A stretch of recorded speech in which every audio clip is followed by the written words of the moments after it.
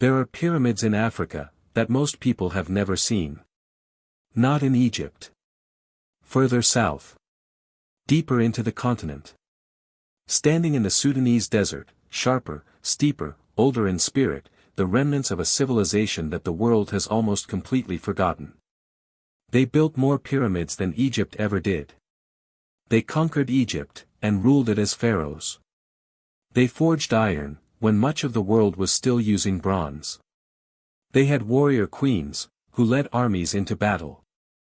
This is the Kingdom of Kush. And this is a story that history has owed you for a very long time. Welcome back to the channel.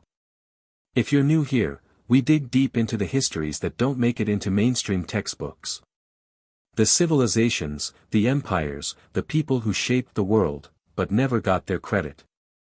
Today, we're going to ancient Nubia, a region that stretched along the Nile River through what is now northeastern Sudan, and we're going to talk about one of the most powerful kingdoms Africa ever produced. The Kingdom of Kush. We're talking about a civilization that lasted over 2,000 years. One that traded gold across 3 continents, developed its own writing system, and at its height, sat on the throne of Egypt itself. Let's get into it.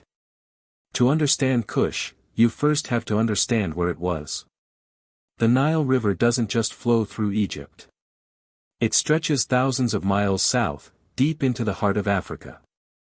And along that river, in the region the ancient Egyptians called Nubia, a people were building something extraordinary. The word Nubia is believed by many scholars to come from the ancient Egyptian word nub, meaning gold. Because this land was rich with it. Spectacularly, abundantly, rich. The people of this region were among the first in human history to develop agriculture, to build cities, to organize complex societies. Long before the pyramids of Giza, there were burial mounds and cattle cultures in Nubia that archaeologists date back 10,000 years. But the civilization we know as Kush, with its kings, its armies, its trade networks and temples, that begins around 2500 BCE. During a period we call the Kerma culture, named after their first great capital city. Kerma. Kerma sat just south of the third cataract of the Nile. The cataracts were the rough, rocky sections of the river that acted as natural borders between kingdoms. And from Kerma, the kings of Kush began to build an empire. Now, you cannot talk about Kush without talking about Egypt. Because for most of its history, Kush and Egypt were neighbors, and like most neighbors, their relationship was complicated. Sometimes they traded peacefully. Sometimes they went to war. Sometimes, one dominated the other. During the height of the Egyptian New Kingdom, around 1500 BCE, the powerful pharaoh Thutmose I sent his armies south, and conquered Kush. The Kushites were subjugated. Their princes were taken to Egypt to be educated in Egyptian customs. Their gold was extracted to fund Egyptian temples and armies. For nearly 500 years, Kush was under Egyptian rule. But here's the thing about long occupations, the occupied often absorb the culture of the occupier, and then use it to outmaneuver them. As Egypt grew weak, torn apart by invasions from the north by a people called the Libyans, Kush grew stronger. The Kushite kings had adopted Egyptian religion, Egyptian writing, Egyptian royal customs. They worshipped the god Ammonius. They built temples. They saw themselves as the true heirs of Egyptian civilization, maybe even more devoted to it than the Egyptians themselves. And around 750 BCE, a Kushite king named Pi decided it was time to act. He marched his armies north. Dramatic pause. Music shifts. He didn't just raid Egypt. He conquered it. City by city. Memphis. Thebes. The Delta. All of it fell. And the king of Kush became the pharaoh of Egypt.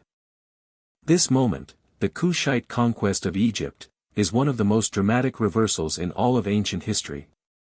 And it gave rise to what historians today call the 25th dynasty, a line of Kushite pharaohs who ruled all of Egypt and Kush together. And they were extraordinary rulers. Pi himself is known from a victory stele, an inscribed stone pillar, that describes his campaign in vivid detail. He was deeply religious, devoted to Ammonius. He actually turned away from a conquered city at one point, because its ruler had allowed horses to go hungry. He loved horses. Genuinely. He took the enemy's horses as part of his conquest demands. His successors continued his legacy. But the greatest of the Black Pharaohs was arguably Taharka, who ruled from around 690 to 664 BCE. Taharka is mentioned, in the Bible. 2 Kings, chapter 19. He appears as a powerful king coming to the defense of Jerusalem against the Assyrian king Sennacherib. Whether or not that campaign fully succeeded, the fact that Taharka appears in Hebrew scripture tells you how significant his power was in the ancient world. Under Taharka, Egypt and Kush experienced a cultural renaissance. He restored temples, built new ones, revived ancient religious traditions. His building projects stretched from the Mediterranean coast, all the way deep into Sudan. His face survives on statues in the British Museum, the Louvre, and the National Museum in Khartoum. Sharp features. Proud expression. The double crown of Egypt and Kush, combined. But the 25th dynasty didn't last forever.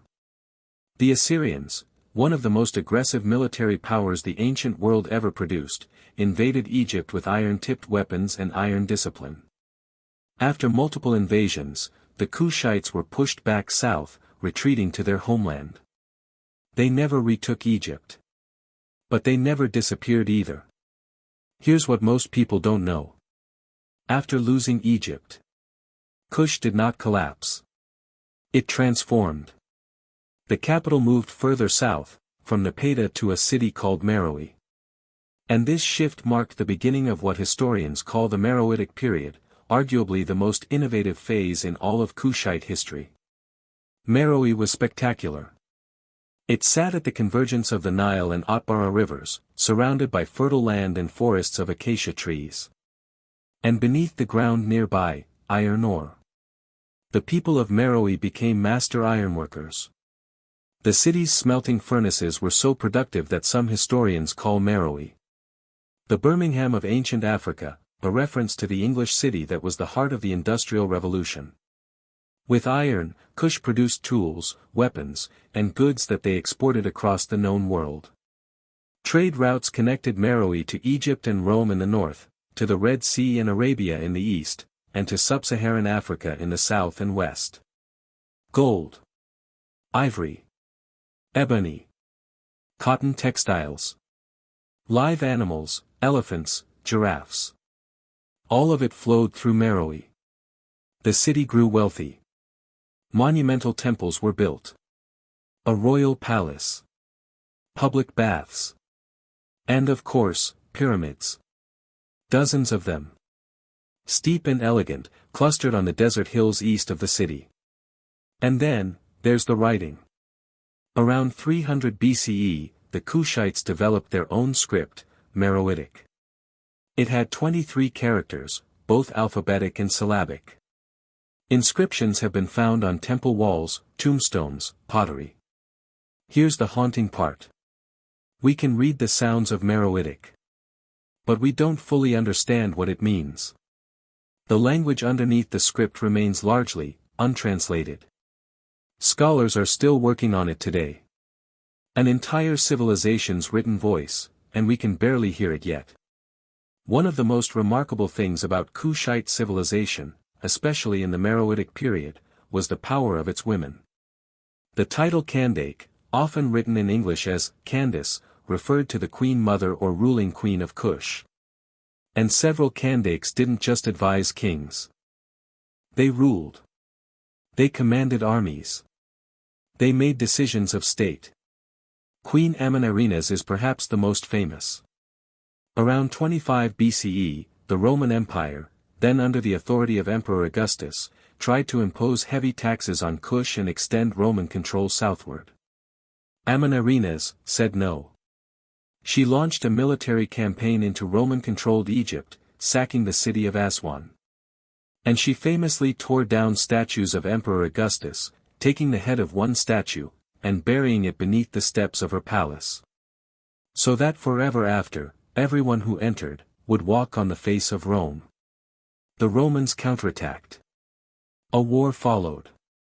But in the end, they negotiated a peace treaty, one of the very few peace treaties Rome ever made as an equal, with an African power.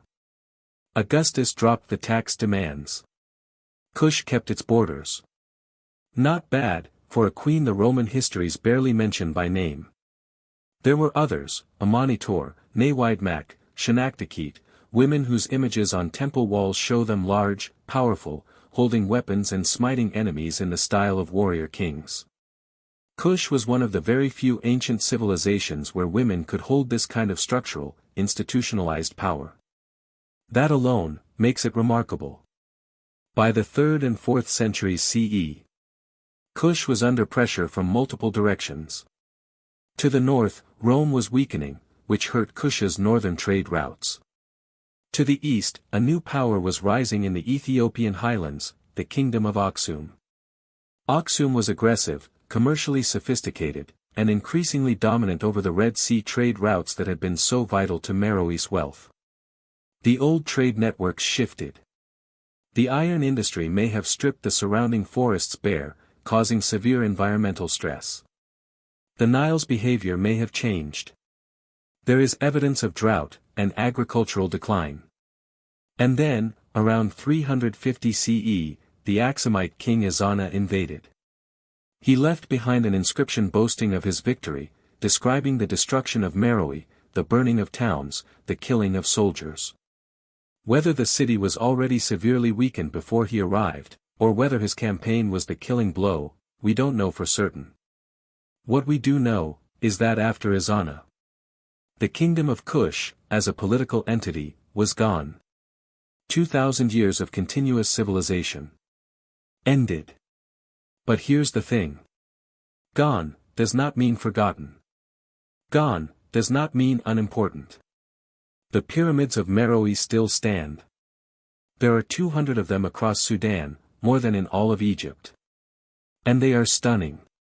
They just don't make it onto the travel brochures. The Meroitic script is still being studied. Archaeologists are still excavating sites that are reshaping everything we think we know about ancient Africa. And the Kingdom of Kush is a reminder, a critical, urgent reminder, that Africa has always had complex, powerful, sophisticated civilizations. That did not begin with colonialism. That did not need the outside world to teach them statecraft or architecture or trade. Kush built its own pyramids, wrote its own language, crowned its own queens, traded with the whole known world, and ruled Egypt, the most celebrated civilization of the ancient world, for generations. This is African history. This is world history. And it deserves to be told. If you learned something today, please like this video and subscribe. It genuinely helps this channel grow and keep stories like this one alive. Drop in the comments below, what do you want to know more about? The Kandakes, the Meroitic script, the connection between Kush and ancient Israel. I'll see you in the next one.